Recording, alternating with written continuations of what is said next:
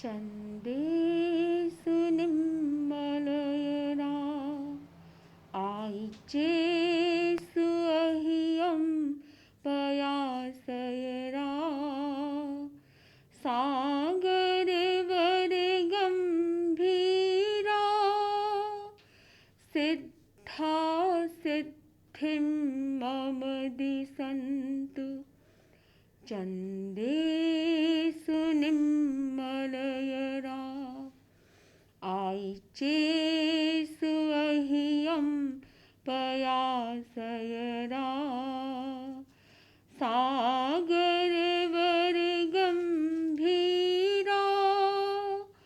सिद्धा सिद्धिं मम दिशन्तु चन्देषु निर्मलयरा आयिचेषु अह्यं पयासयरा सागरवरगम्भीरा सिद्धा सिद्धिं मम दिशन्तु सिद्धा सिद्धिं मम दिशन्तु सिद्धा सिद्धिं मम दिशन्तु। अब आपके सामने प्रस्तुत हो रही हैं साध्वी मैत्री यशा जी अपने गीत के साथ। साध्वी मैत्री यशा जी। परम पावन आचार्य प्रवर के श्री चरणों में सभक्ति वंदना। आदरणीय साध्वी वरिया जी। हे ज्योतिर्धर हे ज्योतिर्धर हे ज्योतिर्धर शारद शशधर दिव्य दिवाकर करुणा सागर हे ज्योतिर्धर शारद शशधर दिव्य दिवाकर करुणा सागर पावन चरण शरण है सुखकर पावन चरण शरण है सुखकर हे परमात्मा हे परमेश्वर हे ज्योतिर्धर शारद शशधर दिव्य दिवाकर करुणा सागर आँखों में है रूप तुम्हारा नेमानंदन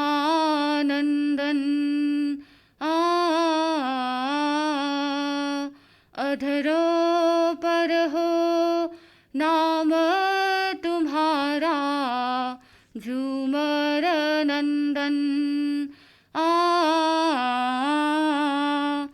कण कण में हो तेरा स्पंदन कण कण में हो तेरा स्पंदन शत शत वंदन हे हृदयेश्वर हे ज्योतिर्धर शारद शशधर दिव्य दिवाकर करुणा सागर मनमोहक है मुद्रा प्यारी हे गणशेखर जीवन शैली सबसे न्यारी हे श्रुत शेखर कैसे बताऊं शब्द नहीं है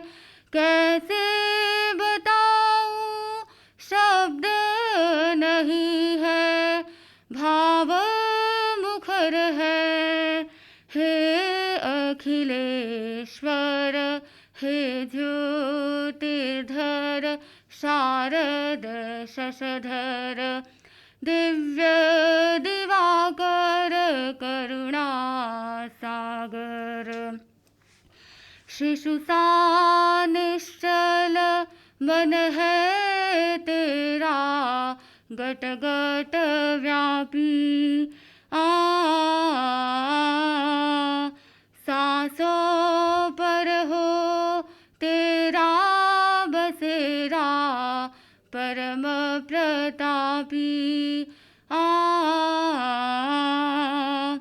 सम श्रम श्रम का पाठ पढ़ाओ, सम श्रम श्रम का पाठ पढ़ाओ, कदम बढ़ाए हे ज्ञानेश्वर,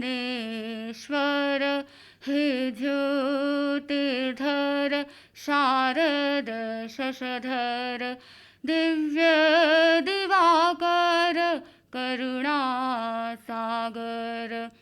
पावन चरण शरण है सुखकर, पावन चरण शरण है सुखकर, हे परमात्मा हे परमेश्वर, हे ज्योतिर्धर शारद शशधर, दिव्य दिवाकर करुणा सागर।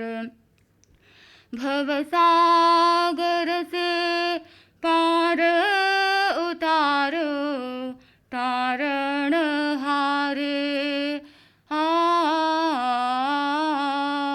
आत्मा का अब दर्श कराओ, पालन हारे नंदीवर्धन वरदो वरदो, नंदीवर्धन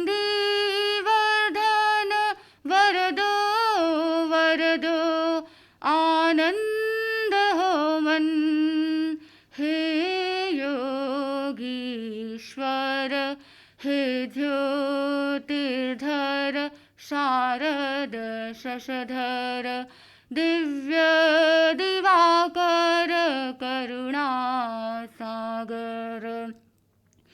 श्रद्धा में कहीं छेद नहीं हो, हे वीतरागी तू में का भी भेद नहीं हो, आत्मानुरागी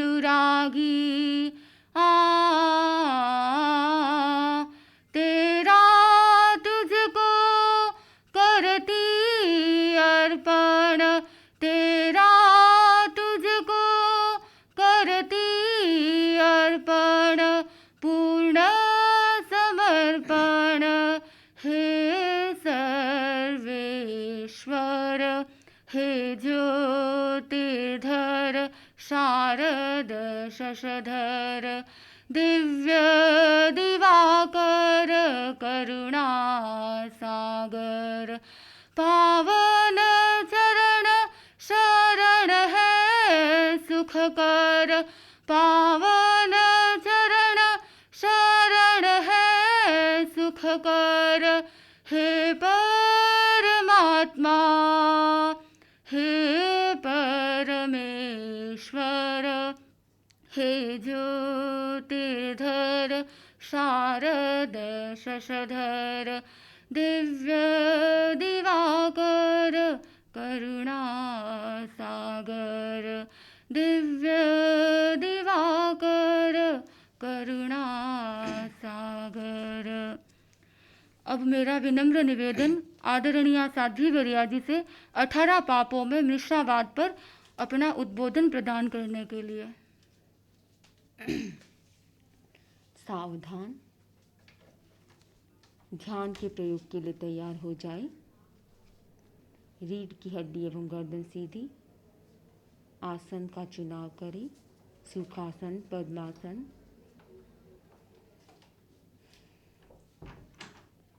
आंखें कोमलता से बंद। हाथों की मुद्रा ज्ञान मुद्रा या वीतराग मुद्रा। काय गुप्ती का अभ्यास करें। प्रतिमा की भांति शरीर को अडोल अकम्प बनाए रखें। पूरी स्थिरता,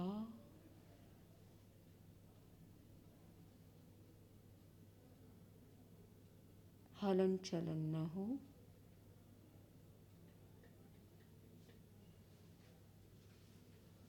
धीरे धीरे लंबा श्वास ले, धीरे धीरे लंबा श्वास छोड़े।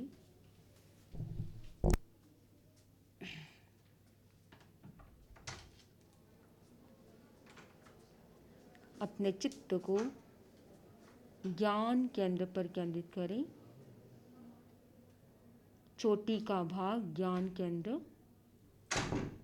वहाँ पर चमकते हुए सफ़ेद रंग में ओम ह्रीम नमो अरहंताणम को देखने का प्रयास करें।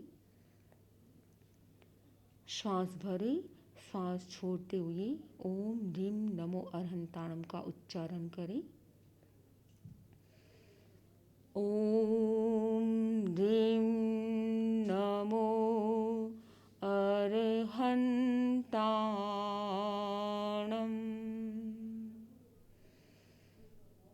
ओम ह्रीम नमो अरहंताणम।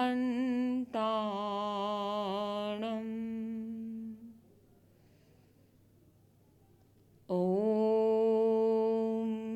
ह्रीम नमो अरहंताणम।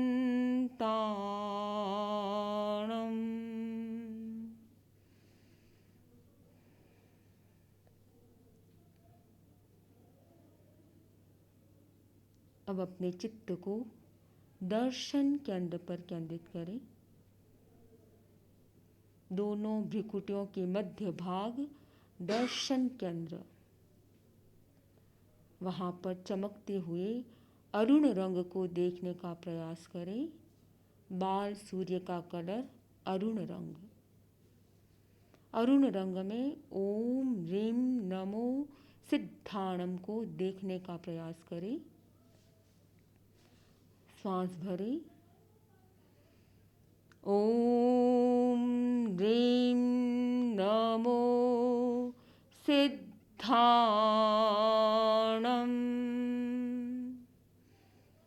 ओम ह्रीम नमो सिद्धाणम।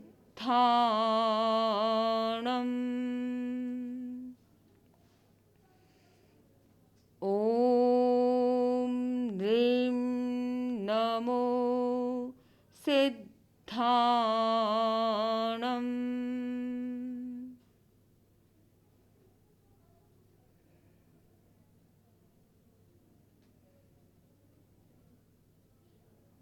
अब अपने चित्त को विशुद्धि केंद्र पर केंद्रित करें। विशुद्धि केंद्र कंठ का भाव, वहाँ चमकते हुए पीले रंग में ओम ह्रीम नमो आयर्याणम को देखने का प्रयास करें। ओम ह्रीम नमो आयर्याणम।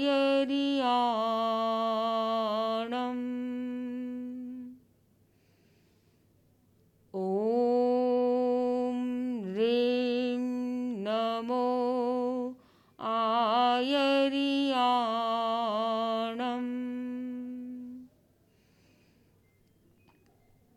ओम ह्रीम नमो आयर्याणम।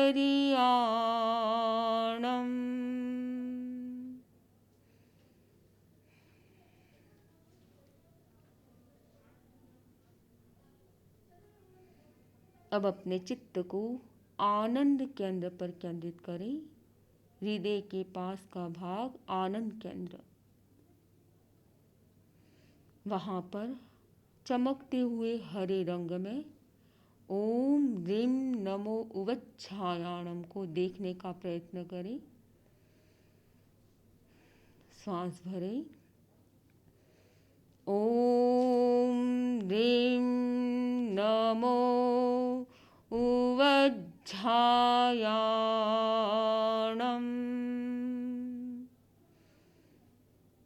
ओम ह्रीं नमो उवज्झायाणम्।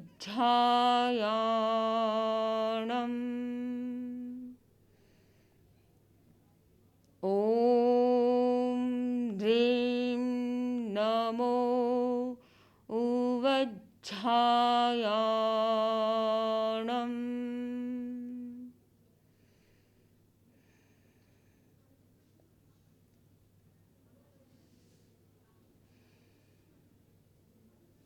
अब अपने चित्त को स्वास्थ्य केंद्र पर केंद्रित करें। नाभि से 4 अंगुल नीचे स्वास्थ्य केंद्र, वहाँ पर चमकते हुए नीले रंग को देखने का प्रयत्न करें। मयूर के गर्दन की भांति नीला रंग। नीले रंग में ओम ह्रीं नमो लोए सव्व साहूणम को देखने का प्रयत्न करें।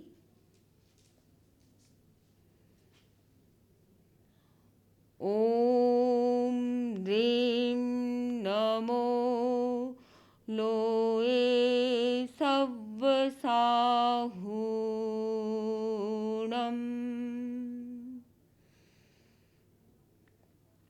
ओम ह्रीं नमो लोए सव्व साहूणम।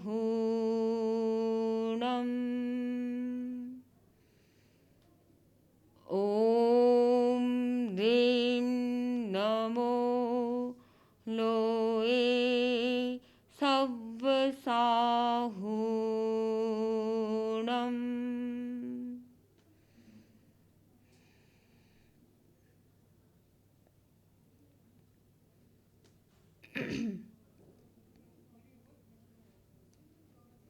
अब अपने चित्त को ज्योति केंद्र पर केंद्रित करें। ललाट का मध्य भाग ज्योति केंद्र। एसो पंच नमोकारो सव्व पावपणासनो मंगलाणं च सव्येसिं पढमं हवै मंगलम्।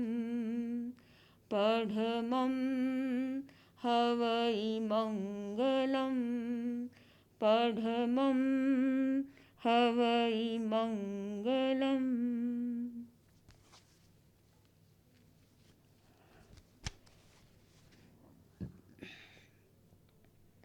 जहाँ निसंते तव नच्छिमाली पभासई केवल भार हम तू। एवायरियो सुयशील बुद्धिये विरायई सुरमध्येव इंदो। विरायई सुरमध्येव इंदो। परम पावन परम पूज्य गुरुदेव के चरणों में सभक्ति वंदना। श्रद्धेया साध्वी प्रमुखा श्री जी के चरणों में सभक्ति वंदना। आगम साहित्य में 2 शब्द उपलब्ध होते हैं, परमदंसी और अवमदंसी। परमदंसी अर्थात परमदर्शी और अवमदंसी अर्थात अवमदर्शी। जो परमदर्शी होता है वह परम को देखता है और परम को प्राप्त करता है। जो अवमदंसी होता है, जो अवमदर्शी होता है, वह नीचे देखता है, संसार को देखता है, इसलिए वह परम को प्राप्त नहीं कर सकता है। परमदर्शी जो आत्मदर्शी होता है वह परम अर्थात आत्मा को ही सब कुछ मानता है। परम को देखने वाला ही परम को प्राप्त कर सकता है, लेकिन जिसकी दृष्टि हमेशा संसार पर, पदार्थ पर टिकी रहती है, वह कभी परम को प्राप्त नहीं कर सकता है। प्रश्न होता है कि मृषावाद को कौन छोड़ सकता है? मृषावाद को अवमदर्शी व्यक्ति नहीं छोड़ सकता है, क्योंकि अवमदर्शी व्यक्ति संसार की ओर दृष्टि रखने वाला है, तो वह कभी मृषावाद को छोड़ नहीं सकता है। लेकिन जो परमदर्शी होता है, वह आत्मदर्शी होता है, वह मृषावाद को छोड़ सकता है। क्यों? क्योंकि उसका सेंटर बिंदु होता है आत्मा।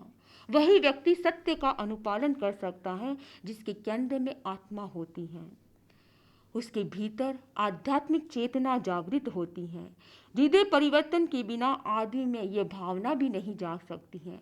जिसका हृदय परिवर्तन होता है वही आध्यात्मिक चेतना का विकास कर सकता है, और आध्यात्मिक चेतना जाग जाती है तो व्यक्ति यह चिंतन करता है कि इस दुनिया में कोई भी स्थायी नहीं है, कोई भी अमर नहीं है, इसलिए मैं भी इस दुनिया में आया हूँ और चला जाऊँगा। ये जो मेरा मनुष्य जीवन है, इसकी अवधि बहुत छोटी है, अल्प है, और इस छोटी सी अवधि का मुझे सार निकालना है, इस मनुष्य जीवन को सार्थक करना है। मुझे झूठ का सहारा नहीं लेना है, मुझे मृषावाद नहीं बोलना है। और यदि मैं मृषा बोलता हूँ तो मैं दूसरों को धोखा देता हूँ, दूसरों को भ्रम में डालता हूँ, और मुझे ऐसा नहीं करना है। क्यों अपने भावों को, अपने परिणामों को अशुभ बनाऊं, क्यों अशुद्ध बनाऊं, क्यों संक्लिष्ट बनाऊं? ऐसी भावना एक परमदर्शी व्यक्ति में ही आ सकती है। तो जिसका इतना ऊंचा लक्ष्य होता है, वह व्यक्ति ही निशावाद का त्याग कर सकता है। अन्यथा झूठ बोलना छोड़ना इतना आसान काम नहीं है, बड़ा कठिन काम होता है। यदि किसी की आदत पड़ जाती है झूठ बोलने की, तो उसके लिए बड़ा कठिन काम होता है उसे छोड़ना। आचार्य श्री महाप्रज्ञ जी की पुस्तक पहचान जैन श्रावक की, उसमें आचार्य श्री महाप्रज्ञ जी ने लिखा है कि झूठ हिंसा व बुराई का बहुत बड़ा माध्यम है। एक झूठ बोलना छूट जाए तो बहुत सारी आदतें, बहुत सारी बुराइयां अपने आप छूट जाती हैं, उसका व्यवहार परिवर्तन हो सकता है। इस संदर्भ में आचार्य श्री महाप्रज्ञ जी बहुधा एक कहानी फरमाया करते थे कि एक गांव में मुनिराज पधारे। उस गांव का सेठ मुनिराज के दर्शन करने जाता है, मुनिराज का प्रवचन सुनता है, उसे बहुत अच्छा लगता है। उसने सोचा मेरे भी जीवन में समस्या है, उसका समाधान ये बड़े ज्ञानी विद्वान संत हैं, ये कर सकते हैं। मेरा पुत्र जो सातों व्यसनों से ग्रस्त है, उसको एक दिशा देना जरूरी है, उसे लाइन पर लाना जरूरी है, उसके जीवन की बुराइयों को छुड़ाना जरूरी है। संतों से कहा कि संत महात्मा जी, मेरा पुत्र जिसे आप ही समझा सकते हैं, उसके जीवन में सारी बुराइयां हैं। संत महात्मा ने कहा कभी तुम आओ, साथ में लेकर दर्शन कराओ तो हम उससे बात करते हैं। एक दिन सेठ अपने पुत्र को साथ में लेकर आता है, मुनिराज के दर्शन कराता है। मुनिराज ने उसे शिक्षा दी, प्रेरणा दी, उपदेश दिया। लेकिन जिस व्यक्ति के जीवन में इतनी बुराइयां होती हैं, उसका दृष्टिकोण भी सम्यक नहीं रहता है। उसने उस उपदेश को तो सुना, लेकिन जब मुनिराज ने पूछा कि तुम्हारे जीवन में कोई बुराई हो, तो आज तुमने हमारी पहली बार दर्शन की है, तो तुम्हें कुछ न कुछ तो हमें देना होगा। हम तो साधु सन्यासी, हम कुछ लेते नहीं, हम तो तुम्हारे जीवन की खोट ही ले सकते हैं। तुम तुम्हारे जीवन की एक बुराई हमें दे दो। वह सोचने लगा कि मैं कौन सी बुराई दूं, जीवन में भरपूर बुराइयां हैं, कौन सी बुराई दूं। सोचते सोचते सन्यासी ने ही पूछ लिया कि तुम क्या एक संकल्प कर सकते हो, तुम झूठ बोलने का त्याग कर लो, और मैं तुम्हें कोई त्याग नहीं दिलाऊंगा, सिर्फ एक झूठ बोलने का त्याग कर दो। उसने सोचा कि पहली बार तो आया हूँ मुनिराज के पास, और यदि मना करूंगा तो अच्छी बात नहीं है। उसने कहा ठीक है, मैं झूठ बोलने का त्याग कर लूंगा, और कोई बुराई नहीं छोड़ूंगा, और कोई त्याग नहीं करूंगा। गीत में बहुत सुंदर कहा गया है, करना भलाई रे छोड़ दे बुराई, साथ में चलेगी तेरे भलाई बुराई, करना भलाई रे छोड़ दे बुराई, साथ में चलेगी तेरे भलाई बुराई।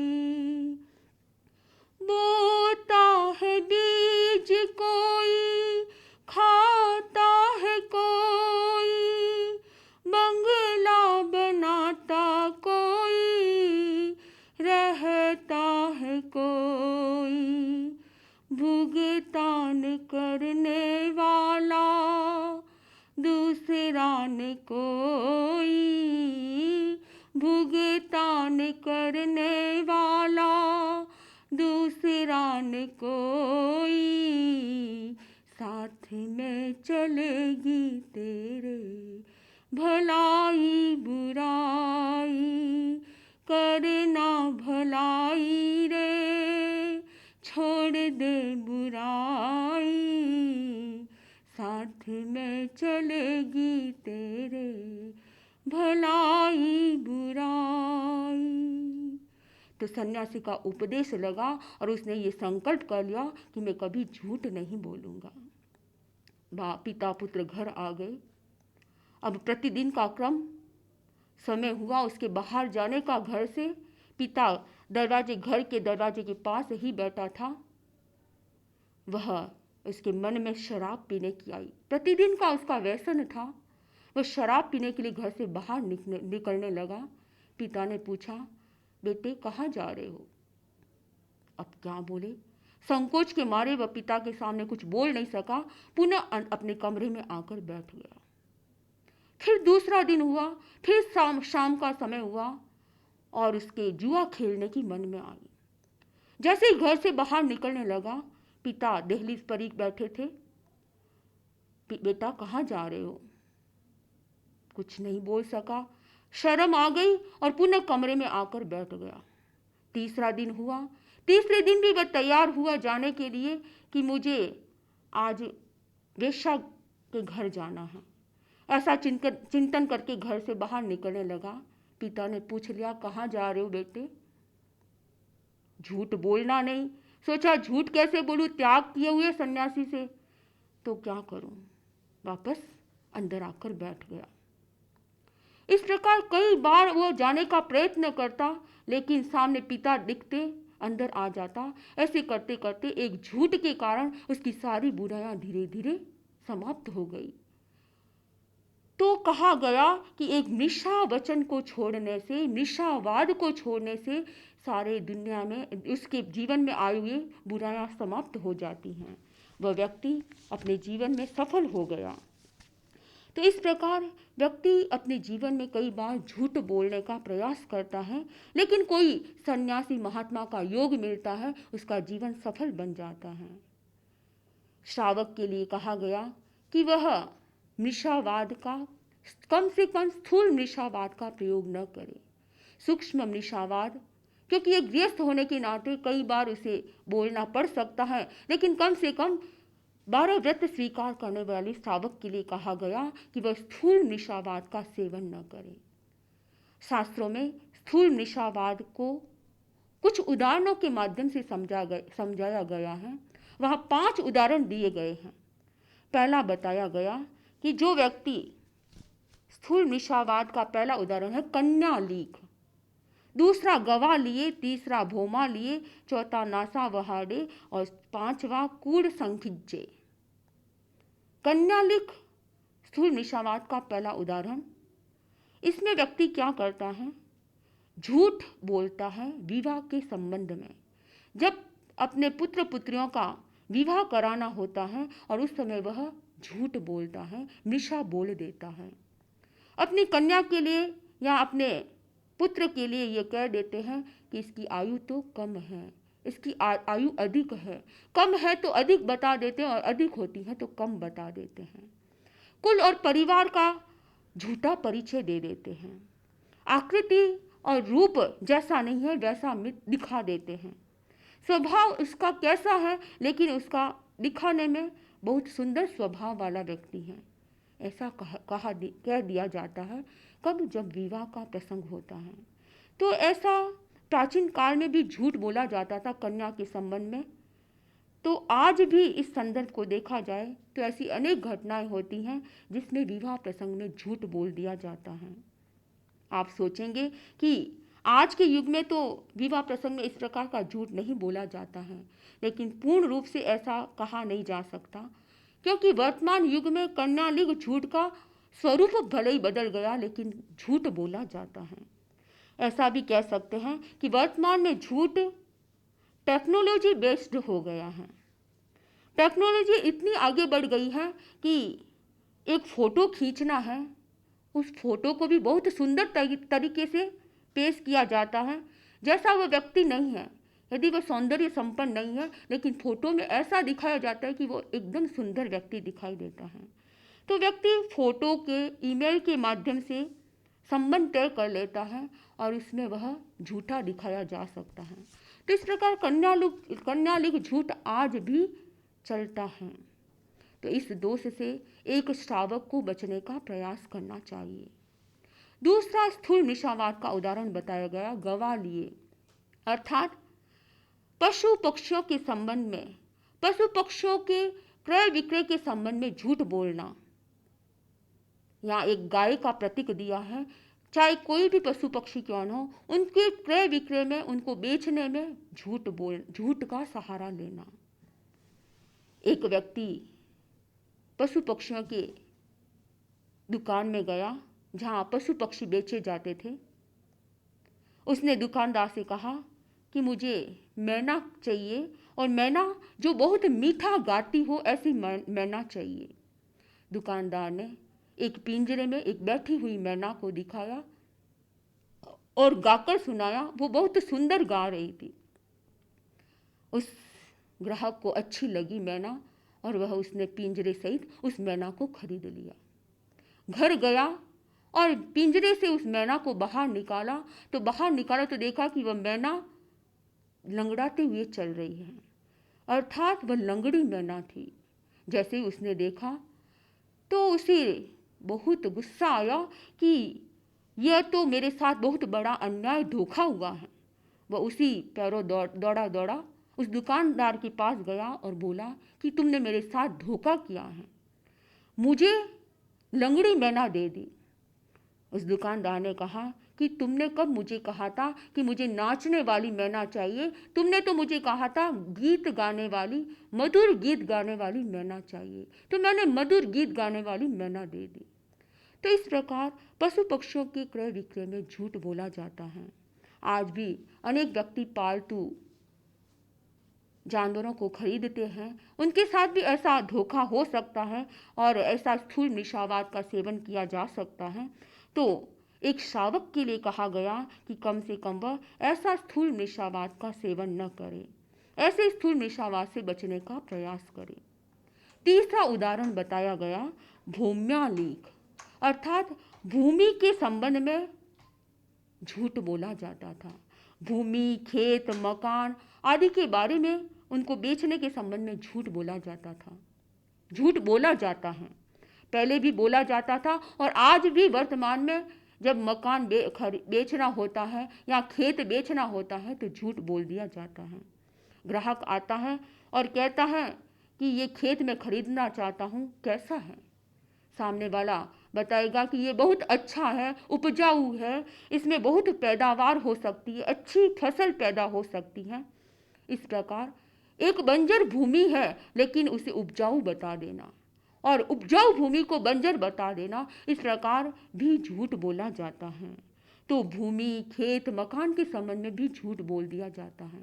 मकान दिखने में बड़ा सुंदर, लेकिन उसकी नींव मजबूत नहीं, और कह दिया कि इसकी नींव इतनी मजबूत है कि 7 पीढ़ियों तक इस मकान का कुछ नहीं होगा, 7 पीढ़ियां आराम से इस मकान में रह सकती हैं। और भूकंप आए तो ये इसका कुछ भी दरवाजा तक भी हिल नहीं सकता है, इतना मजबूत ये मकान है। है नहीं मजबूत, लेकिन कह दिया जाता है। तो इस प्रकार भूमि, खेत, मकान के संबंध में भी झूठ बोला जाता है। तो एक श्रावक के लिए कहा गया कि उसे इस प्रकार का झूठ का वर्जन करना चाहिए। चौथा बताया गया न्यासापहार, अर्थात कोई वस्तु गिरवी रखनी हो। कोई व्यक्ति को यात्रा के लिए बाहर जाना है और अपने पास कोई कीमती वस्तु है, कीमती सामान है, उसने सोचा मैं अमुक के घर रख के चला जाऊं, आने पर वापस लौटूंगा तब ले लूँगा। अब वह अपनी कीमती सामान अमुक व्यक्ति को देकर वहाँ से रवाना हो गया। कुछ वर्षों के बाद घर लौटा, सोचा वो कीमती सामान वापस लेकर आऊँ। गया तो सामने वाला व्यक्ति बोलता है कि तुम क्या बात करते हो, तुम मेरे पर झूठा आरोप लगाते हो, मुझे कब तुमने ये कोई सामान दिया था। नकार देता है, सामान प्राप्त करने के बावजूद भी नकार देता है, ऐसा झूठ बोला जाता है। तो इस प्रकार का स्थूल झूठ एक श्रावक के लिए करणीय नहीं है, उसे उसका वर्जन करना चाहिए। छोटी छोटी ऐसे झूठ कई बोले जाते हैं, ये तो बहुत बड़ा झूठ हो जाता है कि व्यक्ति का कीमती सामान लेकर भी नकार दिया जाए कि मैंने नहीं लिया है। तो इस प्रकार की इससे क्या होता है, झूठ भी बोला जाता है, साथ में चोरी का भी दोष लग जाता है, दोनों दोष हो जाते हैं। तो ऐसे झूठ से भी, ऐसे मिथ्या व्यवहार से भी बचने का प्रयास करना चाहिए। शास्त्र में 5वां उदाहरण बताया गया निशावाद का, कूट साक्ष्य, अर्थात झूठी साक्षी देना, झूठी गवाही देना। आजकल देखा जाता है, न्यायालय के परिपार्श्व में यदि देखा जाए तो कूट साक्षी, कूट गवाही, झूठी गवाही बहुत दी जाती हैं। आजकल तो कहा जाता है कि कूट साक्ष्य का तो धंधा चलता है। तो इस प्रकार ये भी एक स्थूल निशावाद है, और एक श्रावक जो 12 अनुव्रतों को स्वीकार करता है उसके इस निशावाद का त्याग होता है, स्थूल निशावाद का त्याग होता है। तो एक श्रावक को इस प्रकार के ये जो 5 उदाहरण शास्त्रों में मिलते हैं, इस प्रकार के झूठ तो उसे सर्वथा वर्जन करना चाहिए। और इस प्रकार के झूठ से बचना तो है ही, साथ में श्रावक बहुत सारी ऐसी छोटी छोटी चीज़ें होती हैं, स्थूल निशावाद का सेवन भी न करे, और साथ में जैसे झूठा आरोप लगा देना, बहाना बना देना, इस प्रकार के भी झूठ से बचने का प्रयास करना चाहिए। क्योंकि झूठ पाप है और सत्य है वो धर्म है। इस बात को सभी स्वीकार करते हैं, फिर भले वह कोई भी व्यक्ति क्यों न हो, जैन हो या जैनेतर हो, आस्तिक हो या नास्तिक, सभी धर्मों में स्वीकार किया गया है कि झूठ बोलना पाप है। झूठ बोलना अच्छा नहीं है, खुद के लिए चाहे परिवार के लिए, सबसे बड़ी बात आत्मा के लिए बहुत घातक है झूठ बोलना। हमारी आत्मा नीचे की ओर जाती है, उसका कभी उत्थान नहीं हो सकता है। तो ये सब कुछ जानते हुए भी मनुष्य फिर भी निशा बोल देता है, झूठ बोल देता है। जब प्रसंग आता है तो उसके मुंह से झूठ बोल दिया जाता है। क्या ऐसे कारण बनते हैं कि व्यक्ति झूठ बोलता है? शास्त्रों में झूठ बोलने के 4 कारण बताए गए हैं। 10वें कालिक सूत्र जो साधु साधियां कंठस्थ करते हैं, कहा गया कि 4 कारणों से व्यक्ति झूठ बोलता है। से कोहावा, लोहावा, भयावा, हासावा।